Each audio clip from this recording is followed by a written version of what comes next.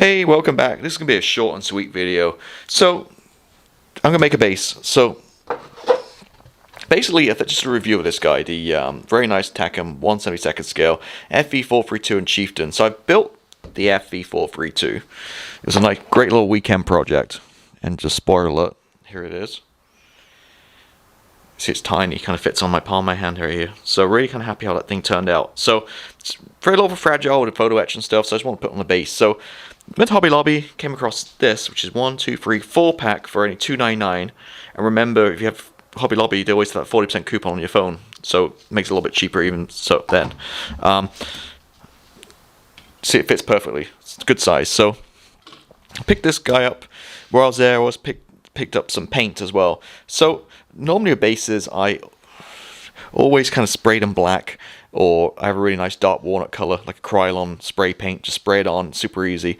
But this time around, I'll do something a little bit different. Also being semi-second scale and a dark camo, it's kind of darker, so I want to make it kind of pop, something a little bit lighter. So I pick up this Focar Antique Copper. And ironically, it's number 666. I just noticed that. So something a little bit different. I just gave it a good shake. This was $1.99, but again, Hobby Lobby with 40% coupon, you get it a little bit cheaper. So what, like $1.20 or something. Just standard, typical acrylic paint. So we're going to brush that on. So my game plan is just kind of paint the base, and then I was going to do maybe a little bit of dirt in the middle, and then stick the FV432 on top of that. Now I do have a few of these guys. Wet Ground, AK, Diorama, and Light Earth. And these are really good. Just spread them on. It smells like tile grout. Just spread it on and it dries, and it gives a really good effect. Problem is, I tried opening both of these, and I just can't open them. It's like well glued on there. So off camera, I'll see if I can get one of these open. If not, we might have to go for a different strategy. Or maybe I just need to cut this open and then put it into another container. I don't know. We'll figure it out. So that's those two. So like I say, it'll be a short and quick video, so let me kind of pull the paper on so I don't get paint all over my table. Move this out of the way. Just got a simple foam brush, Home Depot, like 60 cents or something.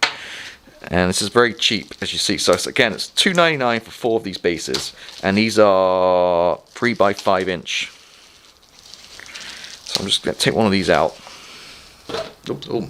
I almost crushed my model with the rest of the bases. So here it is. It's getting it's a little bit rough. So you know what? First thing I'm gonna do is I'm just gonna grab a quick sander and I'm gonna sand this down a little bit, and then when we come back, we'll start to paint it. Right, I'm back. Just get a quick little sand around the edges. Now we're good to go. So I'm just being a little lazy here. Instead of like using a palette and cleaning it up and stuff, I'm just gonna squeeze some straight onto here. You see, it's a really nice, rich kind of, what is it? Copper. Yeah, antique copper. It's a color. You see, so I'm just going to take my foam brush and just brush it all on everywhere. I'm not sure how this is going to cover, but it should do okay. And being a foam brush, it's not going to show any brush marks or anything. So I'm going to do the whole top two, just in case I can't get any of that dirt stuff open. I'm going to have to just go with it the way it is. So it's kind of soaking a little bit, so I can get a little bit more on here.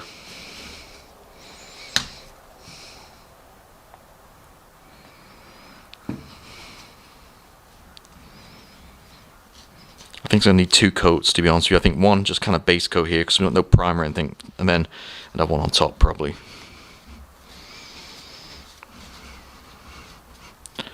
Just make sure it's all covered. Super easy with the foam brush. Get these corners done. Just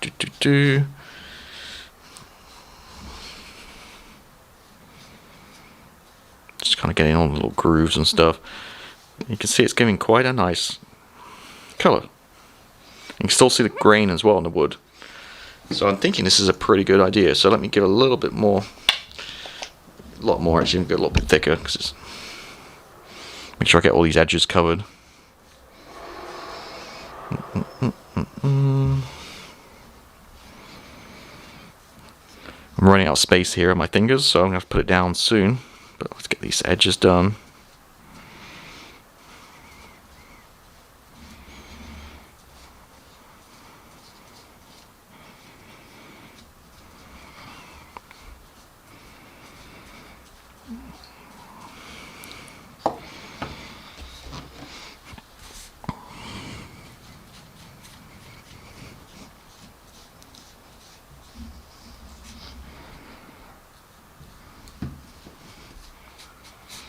Just dab it in the corners. Oh.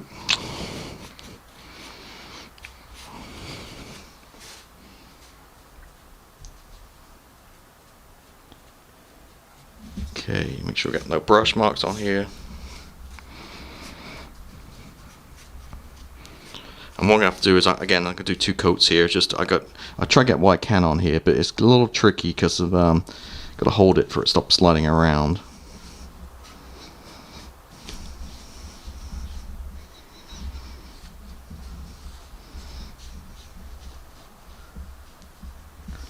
And there we go. So looking really good actually, as is. So let me get that dry. It'll dry super quick. It's just acrylic paint. It'll probably dry in like, what, 30-45 minutes, I guess.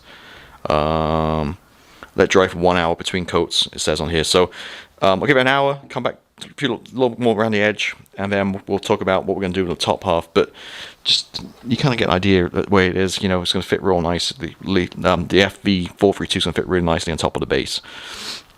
Cool, so let me let this dry and we'll come back and do another coat.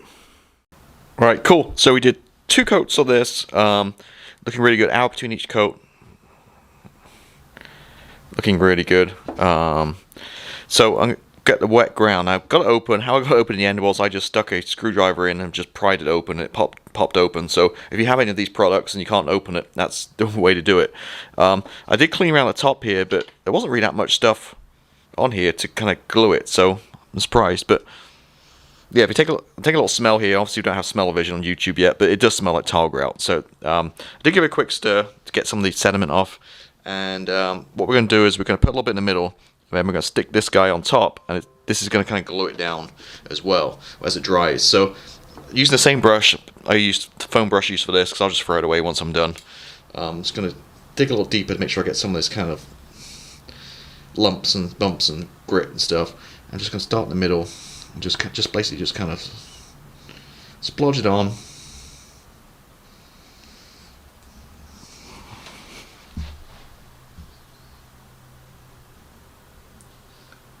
bit more. You know what, I'm actually going to dab it. I think it looks a little better dab. So dab, dab, dab.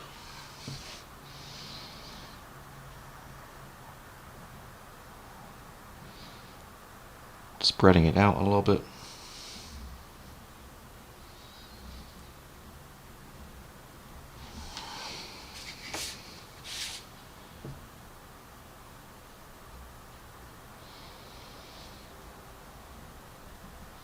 And I'm just going to build it up by dabbing on top again.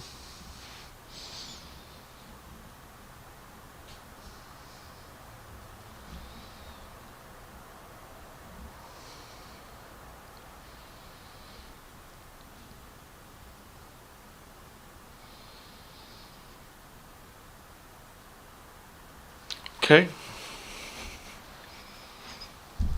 Just kind of smooth it off.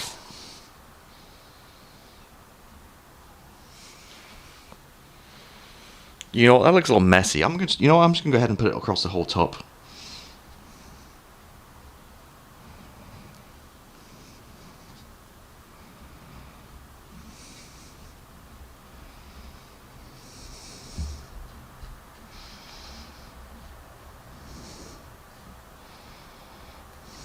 Okay, so then again, just gonna get back in and just splodge some more on. It dries really well, this stuff.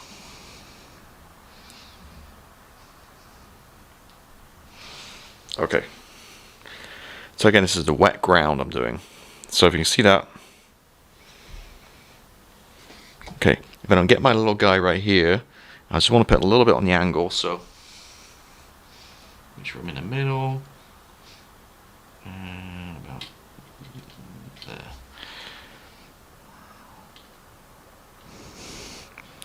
You know what, I don't think that's going to stick. We'll see.